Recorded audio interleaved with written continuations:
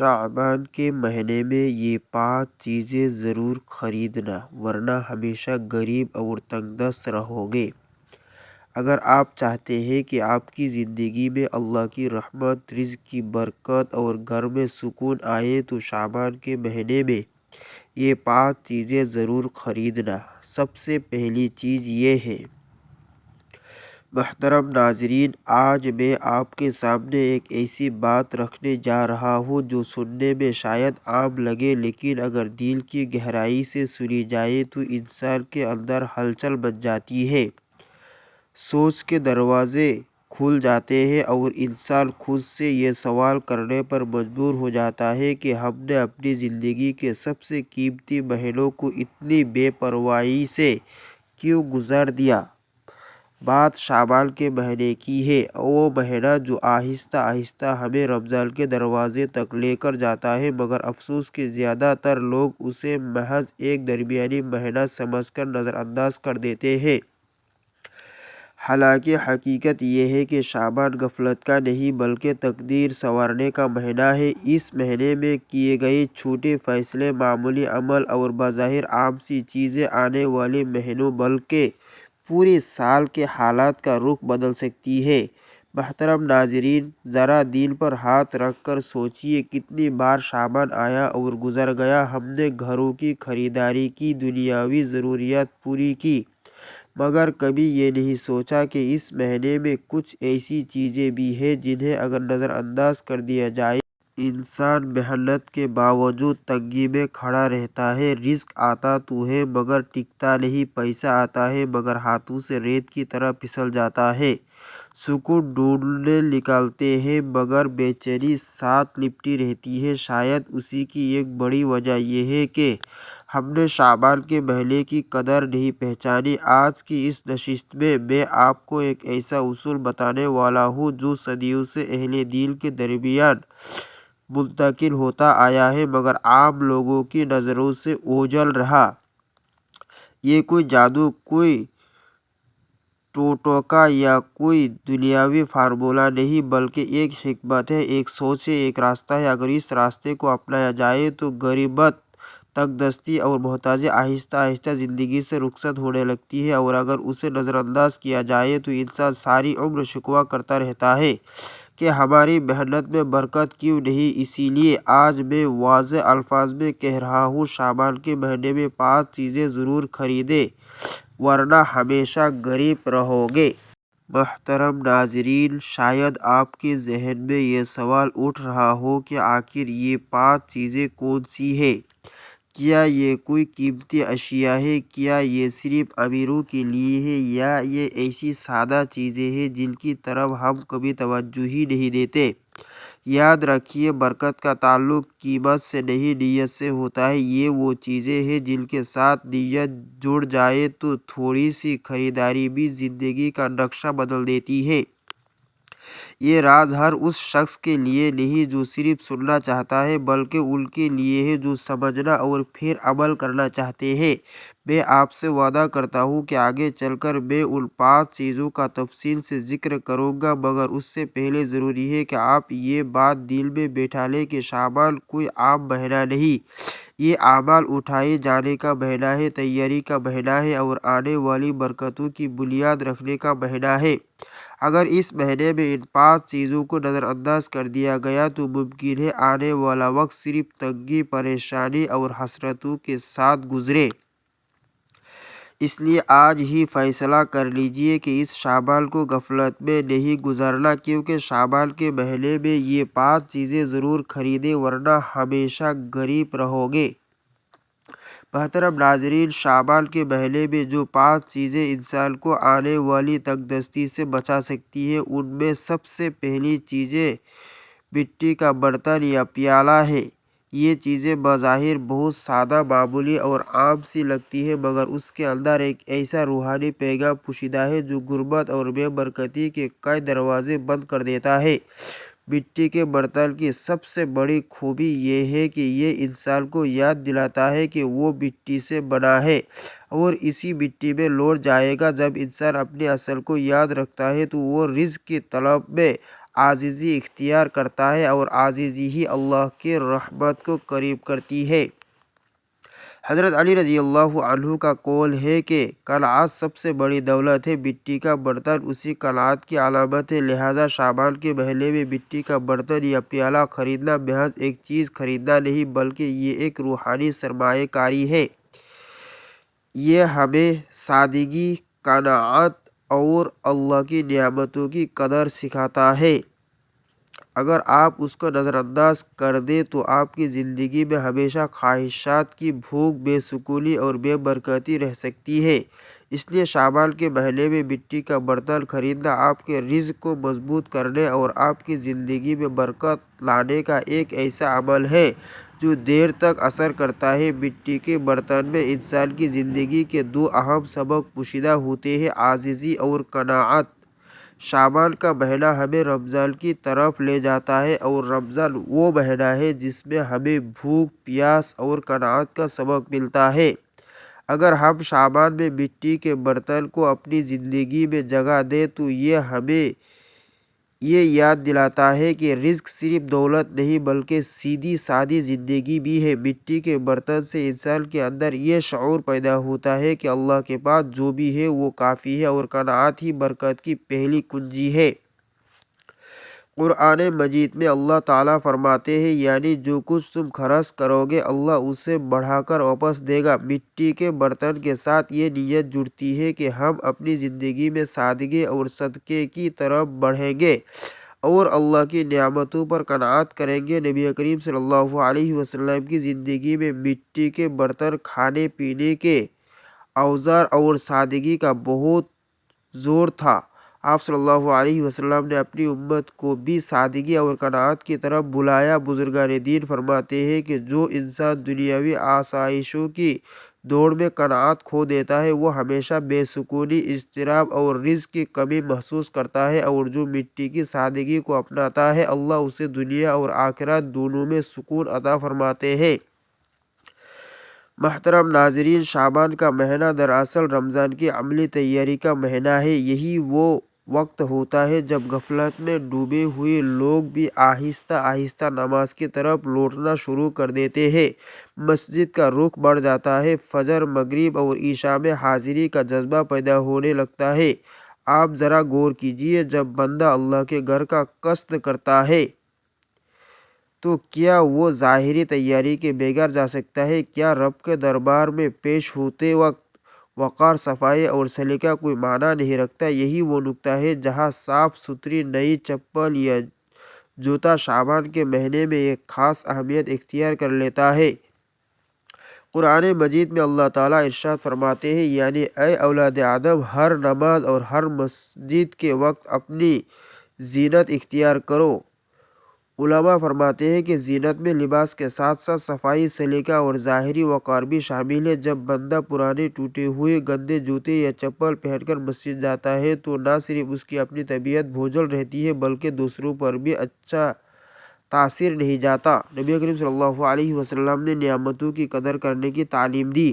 حدیث کا مفہوم ہے کہ آپ صلی اللہ علیہ وسلم اپنے جوتوں کی صفائی اور درستگی کا خاص خیال رکھتے تھے۔ بزرگان دین فرماتے ہیں کہ جو شخص اللہ کے گھر کی طرف باوقار انداز میں جاتا ہے اللہ تعالیٰ اس کے رزق کے راستوں میں بھی وقار پیدا فرما دیتے ہیں، کیونکہ وقار صرف لباس میں نہیں نیت میں بھی منتقل ہوتا ہے۔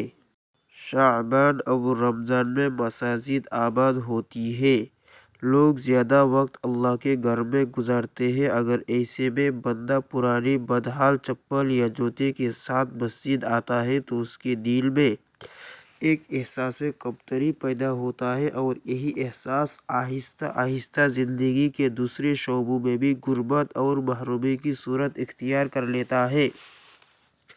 اس کے برعکس جب بندہ شعبان میں خاص طور پر مسجد کے لیے ایک صاف ستھری نئی چپل یا جوتا خریدتا ہے تو یہ صرف خریداری نہیں رہتی بلکہ ایک اعلان بن جاتی ہے کہ میں آپ اللہ کے گھر کا باوقار مہمان بننا چاہتا ہوں۔ یاد رکھیے، جو شخص اللہ کے گھر کے آداب کا خیال رکھتا ہے اللہ تعالیٰ اس کے گھر کے رزق کا بھی خیال رکھتے ہیں۔ اس لیے شعبان کے مہینے میں نئی صاف ستھری چپل یا جوتا خریدنا محض ظاہری تیاری نہیں بلکہ غربت کے احساس کو ختم کرنے اور رزق میں وقار پیدا کرنے کا ایک خاموش مگر گہرا عمل ہے۔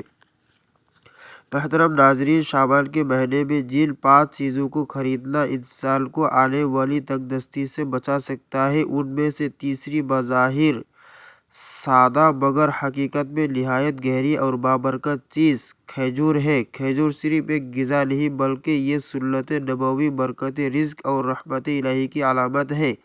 قرآن مجید میں اللہ تعالیٰ نے کھجور کا ذکر خاص نعمت کے طور پر فرمایا۔ ارشاد باری تعالیٰ ہے، اور کھجوروں کے درختوں سے تمہارے لیے پھل اور رزق ہے۔ یہ آیت اس بات کی طرف اشارہ کرتی ہے کہ کھجور محض خوراک نہیں بلکہ رزق کے نظام سے جڑی ہوئی ایک خاص نعمت ہے۔ نبی کریم صلی اللہ علیہ وسلم کھجور کو پسند فرماتے تھے اور اسے غذا کا اہم حصہ بناتے تھے۔ حدیث مبارکہ میں آتا ہے کہ آپ صلی اللہ علیہ وسلم نے فرمایا، جس گھر میں کھجور نہ ہو وہ گھر بھوکا ہے۔ غور کیجئے، یہاں بھوک سے مراد صرف پیٹ کی بھوک نہیں بلکہ برکت کی بھوک بھی ہے۔